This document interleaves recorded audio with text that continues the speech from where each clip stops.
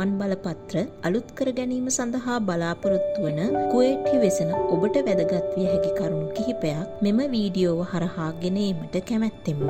Kuwait රාජ්‍යයේ visa අලුත් කර ගැනීම වෙනුවෙන් වසරකට වැඩි වළංගු කාලයක් සහිත ගමන් බලපත්‍රයක් ඔබ සතු විය යුතුය. වීසා අලුත් කිරීමට යම් කාලයක් ගත විය හැකි බැවින් වසර 1.5ක වළංගු කාලයක් සහිත ගමන් බලපත්‍රයක් ඔබ සතු වීම වැදගත්ය.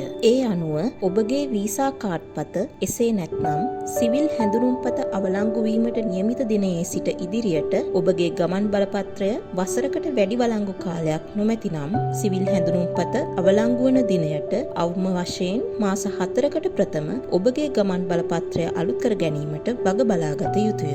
ගමන් බලපත්‍ර අලුත් කර ගැනීම සඳහා ඔබ විසින් තානාපති කාර්යාලයට ඉදිරිපත් කළ යුතු ලිපි ලේඛන වනුයේ අංක 1 ඔබගේ දැනට පවතින ගමන් බලපත්‍රය.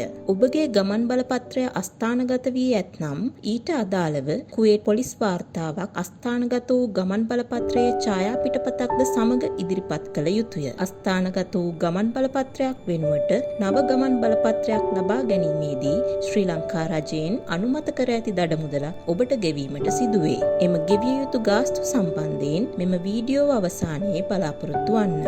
අංක 2 සෙන්ටිමීටර් 4.5 හා සෙන්ටිමීටර් 3.5ක ප්‍රමාණයේ ලානිල් පැහැති පසුබිමක් සහිත ඔබගේ උඩුකය ඡායාරූප 4ක් ඉදිරිපත් කළ යුතුය. ඡායාරූපයේ ඔබගේ මුහුණ, කන්, නළල හා බෙල්ල ප්‍රදේශය හොඳින් පෙනෙන ආකාරයෙන් ගත යුතුය. එමෙන්ම උපස් යුවල් පැළඳ හා ඡායාරූපයේ පසුබිම් වර්ණය හා සමාන වර්ණ නැති ඇඳුමකින් සැරසීගත් ඡායාරූප ඉදිරිපත් කිරීමෙන් වැළකී යුතුය.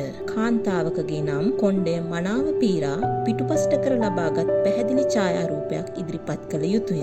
අංක 3 ශ්‍රී ලංකා පුද්ගලයන් ලියාපදිංචි කිරීමේ දෙපාර්තමේන්තුවෙන් ඔබ වෙත නිකුත් කළ ජාතික හැඳුනුම්පත හෝ එහි පිටපතක්ද ඔබගේ උපැන්න සහතික පත්‍රය හෝ එහි පිටපතක්ද ලබා දීම මගින් ගමන් බලපත්‍රය අලුත් කර ගැනීමේ ප්‍රමාදයන් වළකා ගත හැකි වනු ඇත.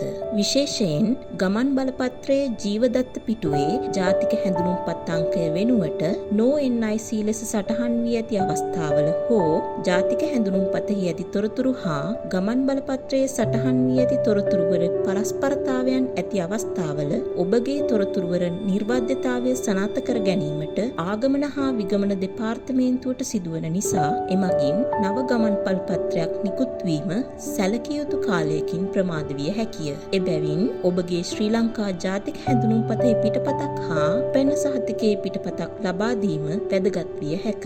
එලෙසම ව්‍යාජ ජාතික හැඳුනුම්පත් හෝ උපැන්න සහතික ආධාර කරගනිමින් ගමන් බලපත්‍ර ලබාගත් කෙනෙක් වෙතොත් එම ගමන් බලපත්‍ර අලුත් කර ගැනීමේදී නිසක වශයෙන් බාධා විය හැකි හේයින් සත්‍ය තොරතුරු තානාපති කාර්යාලයට දැනුම් දීම වැදගත් වනු ඇත. අංක 4 ඉහත දක්වා ඇති ආකාරයේ ඡායාරූප වලට අමතරව වයස අවුරුදු 18ට අඩු දරුවෙකුගේ ගමන් බලපත්‍රයක් සඳහා එම දරුවාගේ උපැන්න සහතික පත්‍රය විදේශ රටක උපත ලබන ලද්දේ නම් එම දරුවාගේ පුරවැසි සහතිකය හා දෙමව්පියන් විසින් අත්සන් තබන ලද අවිරෝධතා සහතිකය එනම් No Objection Certificate සමග දෙමව්පියන්ගේ ගමන් බලපත්‍ර ඉදිරිපත් කළ යුතුය. මෙම අවිරෝධතා සහතිකය තානාපති කාර්යාලය හරහා ලබාගත හැක. එමෙන්ම තානාපති කාර්යාලයේ නිලධාරීන් ගමන් බලපත්‍ර අයදුම් පත්‍රය පිරවීමට ඔබට සහාය වනු ඇත.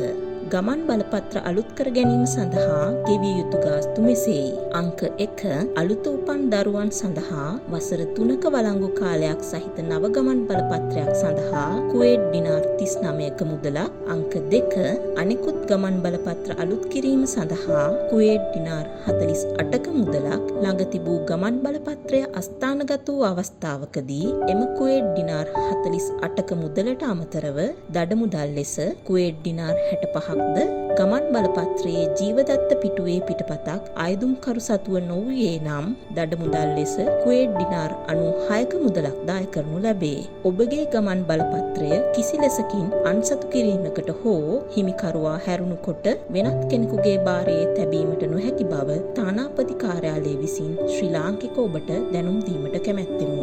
නව ගමන් බලපත්‍රය ලබා ගැනීම සඳහා ගමන් බලපත්‍ර හිමිකරුවා තමන්ගේ පැරණි ගමන් බලපත්‍රය සමග නව ගමන් බලපත්‍රය අයදුම් කිරීමේදී ඔබට ලබා දුන් මුදල් ගෙවීමට අදාළව කහපැහැති රිසිට් පත්‍රය ඉදිරිපත් කළ යුතුය.